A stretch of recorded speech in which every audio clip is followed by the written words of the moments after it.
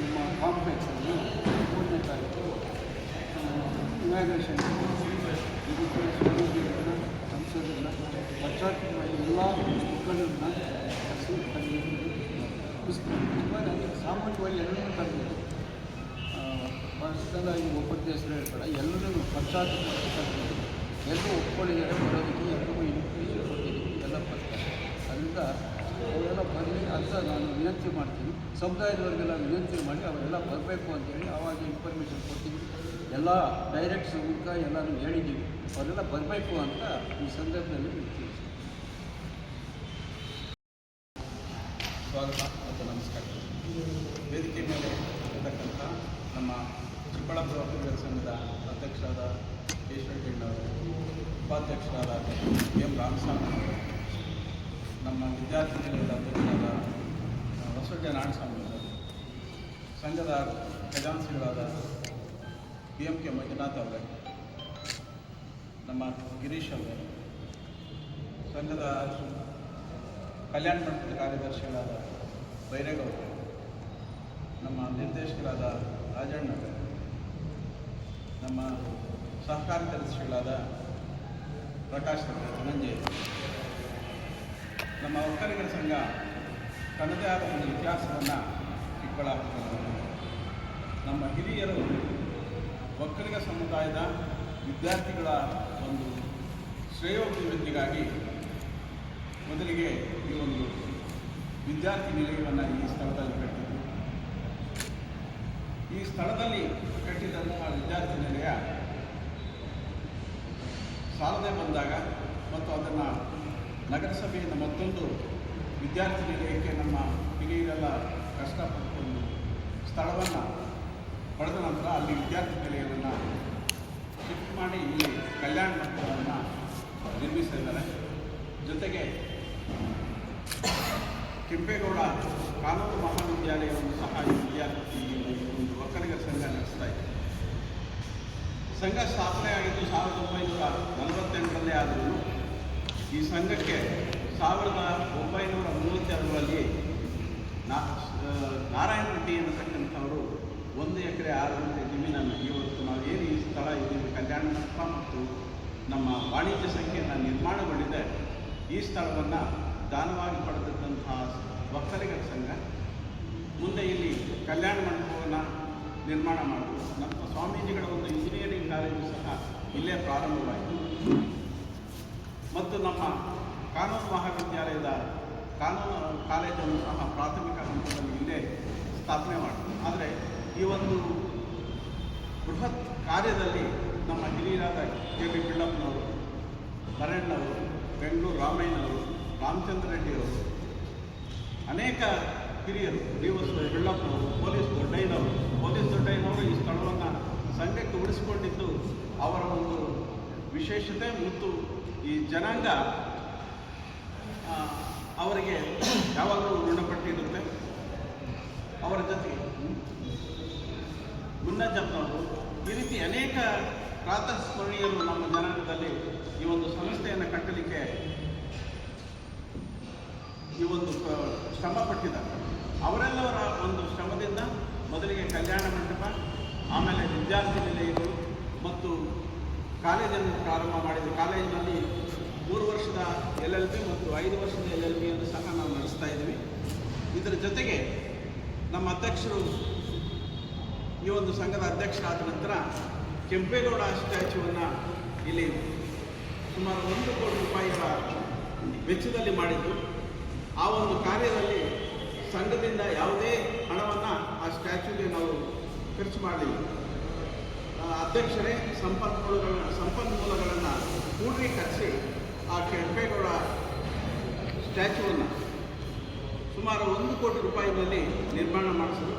ಜೊತೆಗೆ ಅವರ ಸ್ವಂತ ಹಣದಿಂದ ಈ ಒಂದು ಕಲ್ಯಾಣ ಮಂಟಪದ ಮುಂದೆ ಇರತಕ್ಕಂತಹ ಕಲ್ಲಿನ ಕಟ್ಟಡವನ್ನು, ಕಾಂಪೌಂಡನ್ನು ಸಹ ಅವರೇ ಸಹ ನಿರ್ಮಾಣ ಮಾಡ್ತಿದ್ರು. ಇದರ ಜೊತೆಗೆ ಈ ಒಂದು ವಾಣಿಜ್ಯ ಸಂಕೀರ್ಣವನ್ನು ನಿರ್ಮಾಣ ಮಾಡಬೇಕು ಅಂತ ನಮ್ಮ ಸಂಸ್ಥೆಯಲ್ಲಿ ಸಂಘದಲ್ಲಿ ತೀರ್ಮಾನ ಆದ ನಂತರ ಬಹಳಷ್ಟು ಅಡೆತಡೆಗಳು ಬಂತು. ಕಾನೂನಾತ್ಮಕವಾಗಿ ಕೆಲವು ಸಮಸ್ಯೆಗಳು ಬಂತು, ವ್ಯಾವಹಾರಿಕವಾಗಿ ಕೆಲವು ಸಮಸ್ಯೆಗಳು ಬಂದರು. ಆದರೆ ಎಲ್ಲ ಸಮಸ್ಯೆಗಳನ್ನು ನಮ್ಮ ಅಧ್ಯಕ್ಷರ ನೇತೃತ್ವದಲ್ಲಿ ನಮ್ಮ ಸಮಿತಿ ಎದುರಿಸಿ ಸುಮಾರು 7.5 ಕೋಟಿ ರೂಪಾಯಿಗಳ ಪಕ್ಕದಲ್ಲಿ ನಿರ್ಮಾಣ ಆಗ್ತಾ ಇದ್ದಂತಹ ಒಂದು ಸಂಕೀರ್ಣವನ್ನು ಇವತ್ತು ನಾವು ನಿರ್ಮಾಣ ಮಾಡಿದ್ದೇವೆ. ಇದರ ಒಂದು ಉದ್ಘಾಟನೆಯನ್ನು ನಮ್ಮ ಆದಿಚುಂಚನಗಿರಿ ಮಹಾ ಸಂಸ್ಥಾನದ ಪೀಠಾಧ್ಯಕ್ಷರಾದಂತಹ ಶ್ರೀ ಡಾಕ್ಟರ್ ನಿರ್ಮಲಾನಂದನಾಥ ಅವರ ಅಮೃತ ಹಸ್ತದಿಂದ 13ನೇ ತಾರೀಕು ಅಂದರೆ ನಾಳೆ 9 ಉದ್ಘಾಟನೆ ಕಾರ್ಯಕ್ರಮವನ್ನು ಹಮ್ಮಿಕೊಂಡಿದ್ದೇವೆ. ಈ ಒಂದು ಸಂದರ್ಭದಲ್ಲಿ ನಮ್ಮ ಶಾಖಾ ಮಠದ ಕಾರ್ಯದರ್ಶಿಗಳಾದ ಶ್ರೀ ಮಂಗಳನಾಥ ಸ್ವಾಮೀಜಿಯವರು ಸಹ ಉಪಸ್ಥಿತರಿದ್ದಾರೆ. ಈ ಒಂದು ಕಾರ್ಯಕ್ರಮದ ಅಧ್ಯಕ್ಷತೆಯನ್ನು ಸಂಘದ ಅಧ್ಯಕ್ಷರಾದ PN ಕೇಶವರೆಡ್ಡಿಯವರು ವಹಿಸಿಕೊಳ್ಳಲಿದ್ದಾರೆ. ಮತ್ತು ಈ ಒಂದು ಸಮಾರಂಭಕ್ಕೆ ಜಿಲ್ಲಾ ಉಸ್ತುವಾರಿ ಸಚಿವರಾದ ಡಾಕ್ಟರ್ MC ಸುಧಾಕರ್ ಅವರು, ನಮ್ಮ ಎಲ್ಲರ ನೆಚ್ಚಿನ ನಾಯಕರಾದ ಹಾಗೂ ಸಂಸತ್ ಸದಸ್ಯರಾದ ಡಾಕ್ಟರ್ K ಸುಧಾಕರ್ ಅವರು, ಆಮೇಲೆ ಕರ್ನಾಟಕ ರಾಜ್ಯ ಬೀಜ ನಿಗಮ ಮಂಡಳಿ ಅಧ್ಯಕ್ಷರಾದ ಆಂಜನಪ್ಪನವರು, ಮಾಜಿ ಶಾಸಕರಾದ KP ಬುಚ್ಚೇಗೌಡರು, ಮುಕ್ತಾ ಮುನಿಯಪ್ಪನವರು, ನಮ್ಮ ರಾಜ್ಯ ಒಕ್ಕಲಿಗರ ಸಂಘದ ನಿರ್ದೇಶಕರಾದ ಯಲವಳ್ಳಿ ರಮೇಶ್ ಅವರು, ಕೋನಪ್ಪ ರೆಡ್ಡಿಯವರು, ಡಾಕ್ಟರ್ ರಮೇಶ್ ಅವರು ಮತ್ತು ಇತರೆ ಗಣ್ಯರು ಭಾಗವಹಿಸಲಿದ್ದಾರೆ. ಈ ಒಂದು ಸಮಾರಂಭಕ್ಕೆ ಮಾಧ್ಯಮ ಮುಖಾಂತರ ನಮ್ಮ ಇಡೀ ಜನಾಂಗ ಮತ್ತು ಸಮಾಜವನ್ನು ಈ ಕಾರ್ಯಕ್ರಮಕ್ಕೆ ಆಹ್ವಾನ ಮಾಡ್ತಾ ಇದ್ದೀವಿ. ಈ ಒಂದು ಕಾರ್ಯಕ್ರಮದಲ್ಲಿ ತಾವೆಲ್ಲರೂ ಸಮಾಜದ ವಿವಿಧ ಜನಾಂಗದ ಮುಖಂಡರು, ನಮ್ಮ ವಿಶೇಷವಾಗಿ ಒಕ್ಕಲಿಗ ಸಮುದಾಯದ ಮುಖಂಡರು ಈ ಒಂದು ಕಾರ್ಯಕ್ರಮಕ್ಕೆ ಮತ್ತು ಜನತೆ ಈ ಒಂದು ಕಾರ್ಯಕ್ರಮಕ್ಕೆ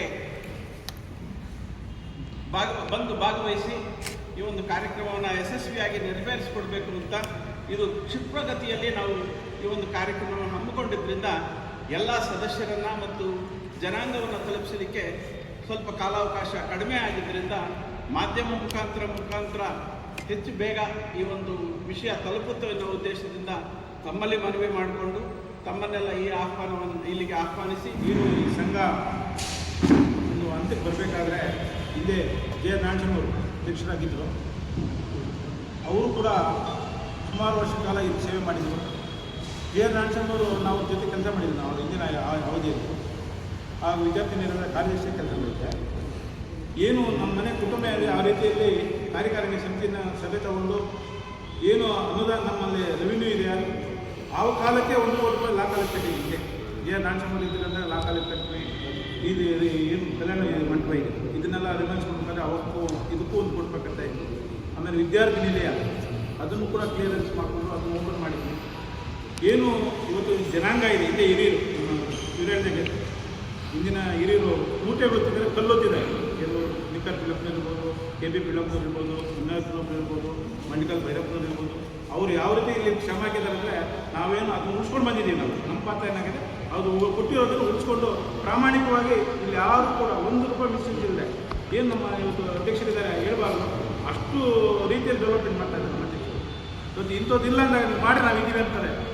ಅದೊಂದು ಧೈರ್ಯ ಕೊಡ್ತಾರಲ್ಲ ಅವ್ರ ಜೊತೆ ನಾವೆಲ್ಲ ಏನು 15-14 ಜನ ಕಾರ್ಯಕಾರಿಣಿ ಇದ್ದೀರಿ. ಹಿಂದೆ ದೊಡ್ಡ ಕೋಟಿ ಇದೆ.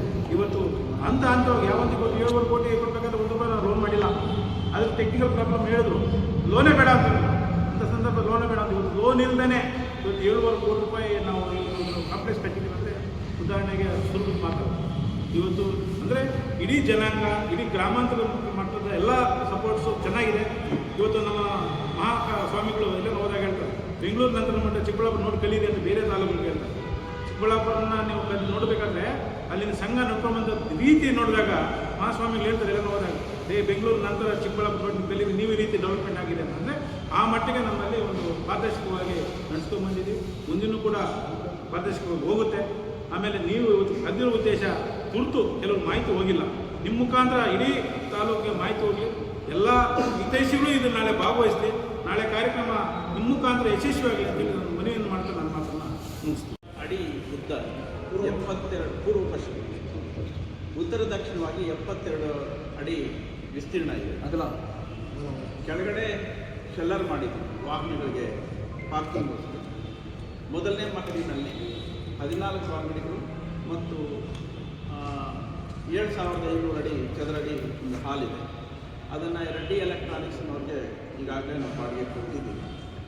ಆಮೇಲೆ ಮೇಲ್ಗಡೆನೂ ಸೇಮ್ ಗ್ರೌಂಡ್ ಫ್ಲೋರಲ್ಲಿ ಎಷ್ಟು ವಿಸ್ತೀರ್ಣ ಇದೆ, ಸೇಮ್ ಅಷ್ಟೇ ವಿಸ್ತೀರ್ಣ, ಅಷ್ಟೇ ಅಂಗಡಿಗಳು ಮೇಲ್ಗಡೆ ಇದೆ. ಇದನ್ನು ಇನ್ನೂ 2 ಫ್ಲೋರನ್ನು ಕಟ್ಕೊಳ್ಳೋದಕ್ಕೆ ಮೊದಲಿನಲ್ಲಿ ಪಾಯದಿಂದಲೇ ನಾವು ಪ್ರಾವಿಷನ್ ಮಾಡಿದ್ದೀವಿ.